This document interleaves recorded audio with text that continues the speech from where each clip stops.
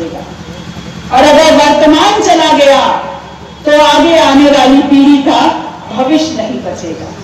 तो मैं आप लोगों से, हमेशा आप लोगों ने मेरा साथ दिया और मैं आप लोग के साथ में खड़ी रही। मैं आप लोगों से कहने आई हूं और इनको चेतावनी देने आई हूं कि डॉक्टर सोनीलाल पटेल का ये कमेरा समाज ना ही तो आपकी सब्सिडी पे जिंदा है और ना ही आपकी भीख पर जिंदा है।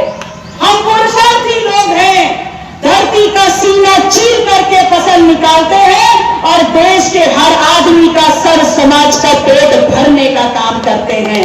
अगर हमारे हक और अधिकारों को लूटने का षड्यंत्र रचा जाएगा तो षड्यंत्र हम ऐसा रच देंगे कि ना आपका वर्तमान बचेगा और ना आपका भविष्य बच पाएगा। जिंदाबाद जिंदाबाद, डॉक्टर पल्लवी पटेल जिंदाबाद जिंदाबाद जिंदाबाद। ये धरना, आंदोलन, पैदल मार्च ये हमारी समस्या का समाधान नहीं है। हमारी समस्या का समाधान और हमारी जिंदगी में तमाम उथल पुथल जो हुए हैं उन तमाम मुश्किलों से निजात अगर कोई हमको दिलवा सकता है तो वो सिर्फ वो ताकत दिलवा सकती है जो हमको इस संविधान के माध्यम से एक वोट की ताकत मिली है।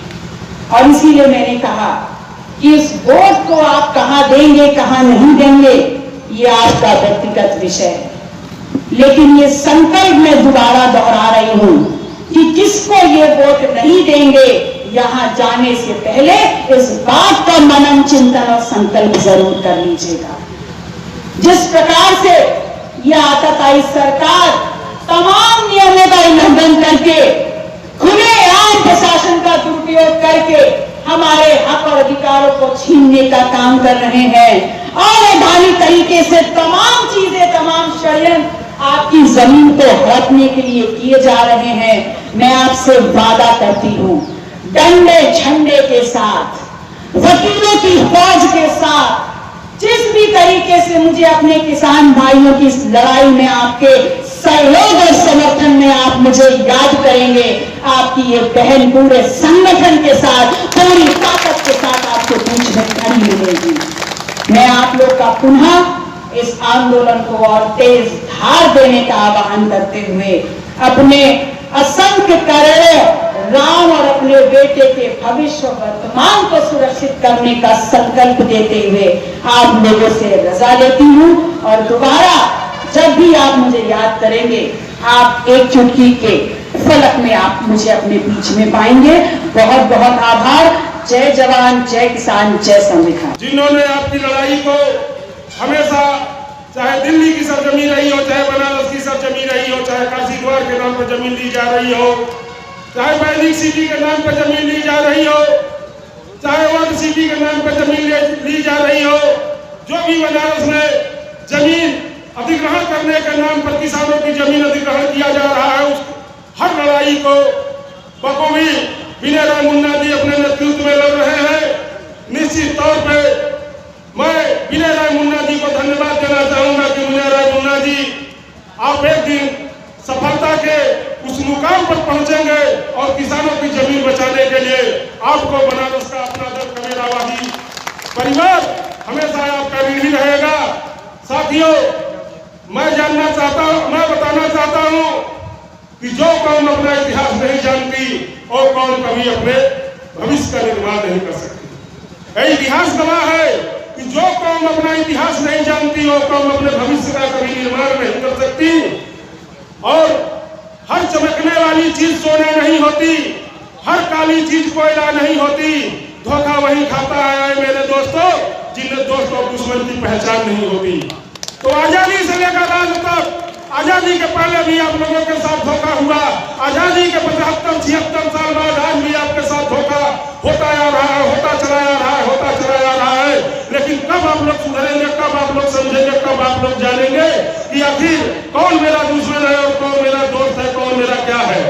उदाहरण के तौर पर मैं बताना चाहूंगा, आजादी के पहले जब भारत आजाद नहीं था तब आपके साथ धोखा हुआ था। 14 अप्रैल 1919 में 14 अप्रैल 1919 को जलियांवाले बाग में भारत के आजादी के महासंग्राम की लड़ाई जब यही भारत के किसानों ने लड़ने का काम किया था, उस समय जनरल डायर के एक इशारे पे 75 किसानों के ऊपर गोलियां चलवाई गई थी। और जब जनरल डायर से पूछा गया कि आपने किसानों के ऊपर गोलियां क्यों चलवाई, तो जनरल डायर का जवाब आया कि किसान धक्कर मचा रहे थे, भाग रहे थे, इसलिए हमने किसानों के ऊपर गोली चलवाई। तो एक किसान का बेटा खड़ा होकर कहा, आजादी के संग्राम से हम अपना नाम वापस ले लेंगे, आजादी के संग्राम से किसान अपना नाम वापस ले लेगा। अगर किसान कोई भी किसान अगर पीठ पे गोली खाया होगा, 5 दिन पोस्टमार्टम चला, 5 दिन के पोस्टमार्टम में 75 से 76 किसानों की लाशों का पोस्टमार्टम हुआ। और पोस्टमार्टम में रिजल्ट सामने आया कि 75 के 75 किसानों ने अपने पीठ पे गोलियां नहीं बल्कि अपने सीने पे गोलियां खाई थी, अपने सीने पे गोलियां खाई थी।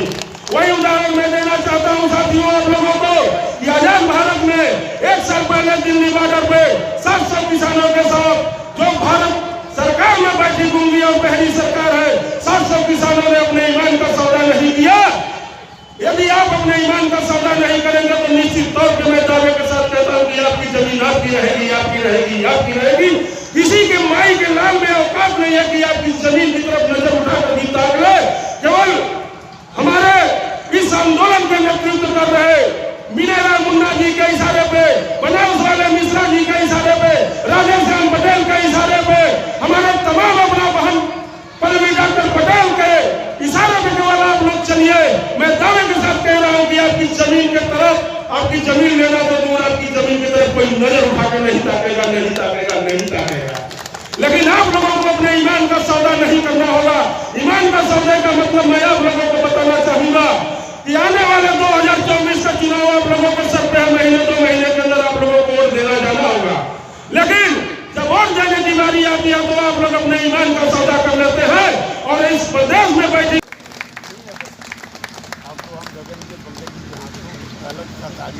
भैया इधर देखा।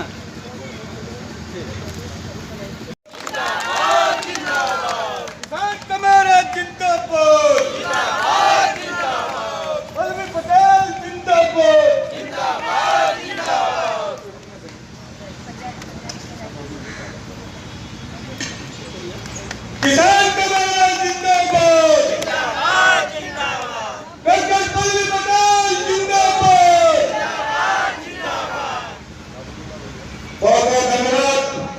इस किसान कल्याण संकल्प महासभा में अपने दल कमेरावादी के राष्ट्रीय पदाधिकारी आदरणीय श्री राधेश्याम पटेल जी हम लोगों के बीच मंच पर उपस्थित रोहनिया विधानसभा से अपना दल कमेरावादी और समाजवादी पार्टी के गठबंधन से शानदार लड़ाई लड़ करके हम लोगों के बीच में उपस्थित है।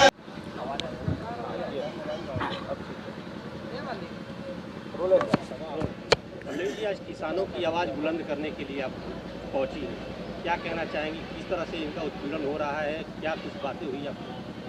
देखिए, यहाँ जो एक किसान सभा चल रही है उसमें पिछले कई महीनों से लगातार आह्वान पे हम शिरकत करते आए हैं और आज मुख्य उद्देश्य सिर्फ इतना था कि जो अवैधानिक तरीके से यहाँ पर ज़मीनों को हड़पा जा रहा है और किसानों के साथ जो अत्याचार हो रहा है, ये प्रधानमंत्री का क्षेत्र होते हुए भी उनके साथ न्याय नहीं हो रहा है।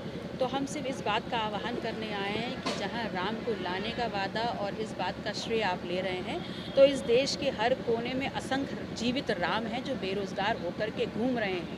उनके प्रति जिम्मेदारी किसकी है और उनकी जिम्मेदारी लेते हुए उनके भविष्य को सुधारने का काम कौन करेगा?